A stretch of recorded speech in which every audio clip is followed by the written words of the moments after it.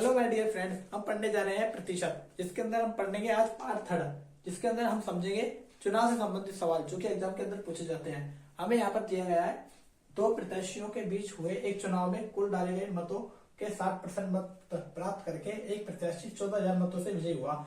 जीतने वाले प्रत्याशी द्वारा प्राप्त किए मतों की संख्या क्या होगी, हमें इसका आंसर बताना है। हमें इससे पहले इसके अंदर कुल मत मान लेने 100, जैसे कि कुल वोट कितने पड़े थे, 100 पड़े थे। और यहाँ पूछा हमें कहा गया है कि 60% प्राप्त करके 14,000 मतों से विजयी हुआ। तो एक व्यक्ति होता है विनर और एक होता है लूजर। ये हो गया लूजर, ये हो गया विनर। ये जीतने वाला, ये हारने वाला। जीतने वाला कितना परसेंट ले गया, 60%। तो हारने वाला कितना ले जाएगा, 100 में से 60% ले गया तो 40% हारने वाला ले जाएगा। लेकिन हमें कहा गया है कि प्राप्त करके एक प्रत्याशी 14,000 मतों से विजयी हुआ। यह 60% मतों से विजयी हुआ, यानी कि हारने वाले से 20% ज्यादा। इनका अंतर कितने का है, 20 का। यानी कि जीतने वाला हारने वाले से 20% वोट ज्यादा लेके आया। पर यहाँ पे हमें 20 का मान दे रखा है 14,000, उसे 20 वोट नहीं मिले, उसे मिले 14,000, जो कि इससे कितना गुना ज्यादा है, 700 गुना ज्यादा। तो एक्चुअल में जीतने वाला प्रत्याशी कितने वोटों से जीता है, इस 60 को 700 से गुणा कर देंगे तो हमारे पास आ जाएगा 7,42,000। तो जीतने वाला उम्मीदवार 42,000 वोटों से जीता था, जो कि हमारे इस क्वेश्चन का आंसर है, जो कि ऑप्शन बी में दे रखा है। इसी प्रकार से हमें दूसरा सवाल करना है। दूसरा सवाल हमें यहाँ पे दे रखा है, दो उम्मीदवारों के बीच में विजयी उम्मीदवार को 70% वोट मिले थे और उसने 15,400 वोटों से जीत हासिल की थी। हारने वाले प्रत्याशी द्वारा प्राप्त किए गए मतों की संख्या ज्ञात करनी है। इसके अंदर भी हमें 100 मान लेना है। कुल मतों को 100 मान लेंगे। 70% ये कह रहा है कि उम्मीदवार को 70% वोट मिले, यानी कि जीतने वाले को कितने मिले, 70%। तो हारने वाले को कितने मिले, 30%। और ये हमसे कह रहा है कि 70% वोट मिले थे और उसने 15,400 वोटों से जीत हासिल की थी। यानी कि जीतने वाला हारने वाले से कितने परसेंट वोट अधिक ले रहा है, 40% अधिक। लेकिन हमें 40% वोट नहीं दे रखे, यहाँ पे दे रखे हमें 15,400 वोट अधिक। इसकी कितनी वोट दे रखी है, 15,400, जो कि इससे कितने गुना ज्यादा है, 0, 4 या 12, 3 और ये 8 और ये 5, 385 गुना ज्यादा। यानी कि हमसे पूछा गया है 385, और ये पूछा गया है कि हारने वाले प्रत्याशी द्वारा प्राप्त किए मतों की संख्या कितनी होगी। यानी कि हारने वाले को कितने वोट मिले हैं, 30%। तो 385 गुणा 30 जब हम करेंगे तो हमारे पास आ जाएगा 5 या 15, और ये हो जाएगा हमारे पास, ये हमें 5 या 15 हासिल है, 7 या 24 और एक 25, ये 2, 3 या 9 और ये तो 11 और ये 0 ही आ जाएगा। 11,550 इस क्वेश्चन का आंसर है, जो कि हमारे ऑप्शन बी में दे रखा है। इसी प्रकार का हम तीसरा सवाल करेंगे।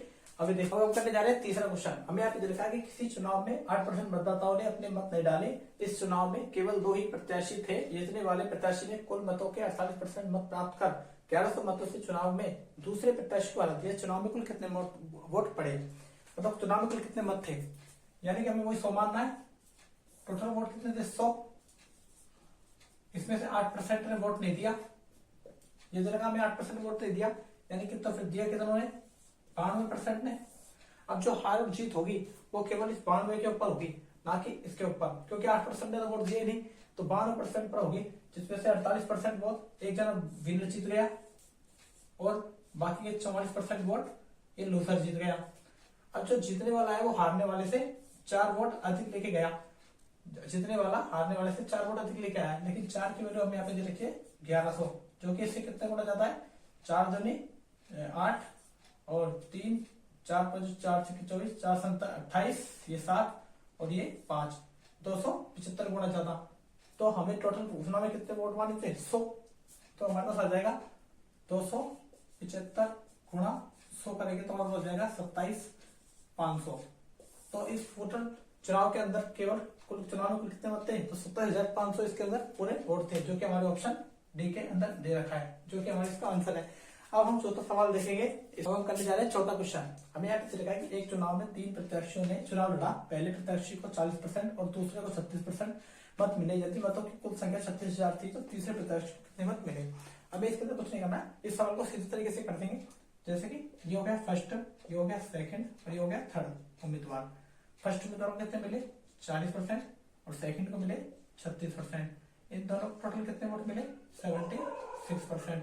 यानी कि 100 - 76 करेंगे तो हमारे पास आ जाएगा 24%। जो कि तीसरे का मान आ जाएगा, जो कि तीसरे प्रत्याशी कितने मिले 24% मत मिले थे।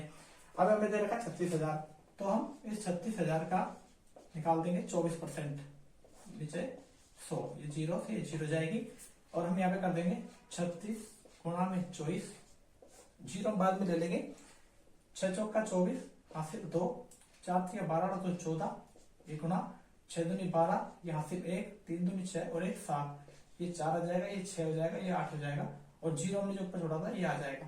तो हमारे इस क्वेश्चन का आंसर आ जाएगा 8640, जो कि हमारे ऑप्शन बी में दे रखा है, जो कि इस क्वेश्चन का आंसर है। अब हम इसके बाद देखें, अब हम करने जा रहे हैं 5वां क्वेश्चन। हमें यहाँ पे दे रखा है कि एक चुनाव में 2 उम्मीदवारों ने भाग लिया, 20% वोट अवैध घोषित हो गए और जीतने वाला 7% वैध मतों का प्राप्त करता है और 6600 मतों से जीतता है। कुल मतों की संख्या और वैध मतों की संख्या ज्ञात करनी है हमें। तो हमें सबसे पहले यहाँ पर 100 वोट कुल मान लेना है, ये कुल वोट हो गए, इसका 20% अवैध घोषित हो गया, यानी कि ये तो बिल्कुल वोट गिरे ही नहीं, यानी कि फिर बचा कितना 80%, जो 80 वोट गिरे ये हो गए वैध, यानी कि हार और जीत का फैसला इन 80 के ऊपर होगा। अब इनमें से जो ये 80 आए, इस 80 में से एक को मिल गए विनर और एक हो गया लूजर, इसको मिल गए 60% और इसको मिल गए 40%, यानी कि जीतने वाला हारने वाले से कितने परसेंट अधिक से जीता 20% से। और जो ये 20 है वो इस 80 का कितना परसेंट है 16, कैसे 80 गुणा 20 बटा में 100, ये जो 20 है जो 80 का 16% है, तो 8 दूनी 16 और हमें 16 की वैल्यू क्या दे रखी है 6400, यहाँ पर इस प्रकार से।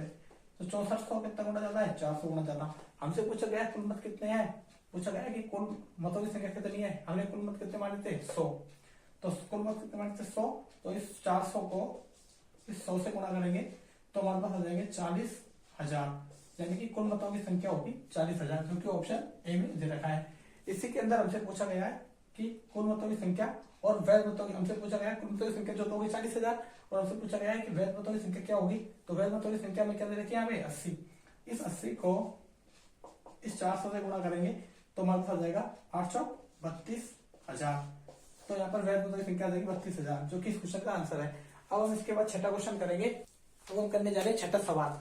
हमें यहाँ पे दे रखा है कि एक चुनाव में 2 उम्मीदवार ने भाग लिया, 30% लोगों ने भाग मत नहीं दिया और 14 से 2/7% मत अवैध निकले और जीतने वाले को वैध मतों का 70% प्राप्त हुआ और 96 मतों से विजय हुआ। तो कुल मतों की संख्या हमें बतानी है, तो हमें कुछ नहीं करना है, इसके अंदर जो एक फॉर्मूला लगाना है, 100 कुल वोट थे, कुल वोट कितने थे 100, फिर इसके बाद 30% लोगों ने मत नहीं दिया, तो कितनों ने दिया 70% लोगों ने, 30 ने मत नहीं दिया तो टोटल 70% दे दिया और इस 70 में से 14 से 2/7% वो थे जो अवैध निकले थे, यानी कि फर्जी लोग वगैरह जो डाल देते हैं वोट वगैरह, तो 14 सही 2/7% वो थे जो नकली वोट थे, यानी कि इसकी फ्रैक्शन वैल्यू होती है 1/7 और 70 का 1/7 हो जाएगा 7 दाई का 70, ये हो जाएगा 70 माइनस 10 यानी कि 60, तो इस यहाँ से ये आ जाएगा टोटल 60 वोट और जो हार जीत का फैसला होगा वो यहाँ से होगा।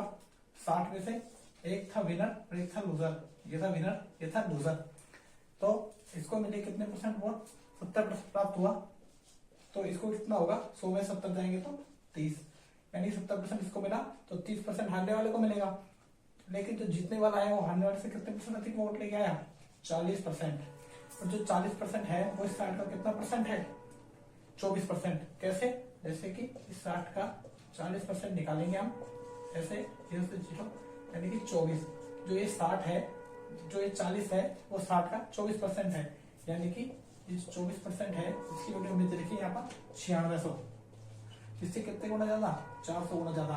तो हमसे पूछा गया है तो कुल मतों की संख्या कितनी होगी, कुल मत हमने कितने माने थे 100, तो 100 से इस 400 गुणा कर देंगे तो हमारे पास आ जाएगा 40,000, 1 2 3 4, तो इसके अंदर कुल वोट कितने थे 40,000, जो कि हमारे ऑप्शन ए में दे रखा है।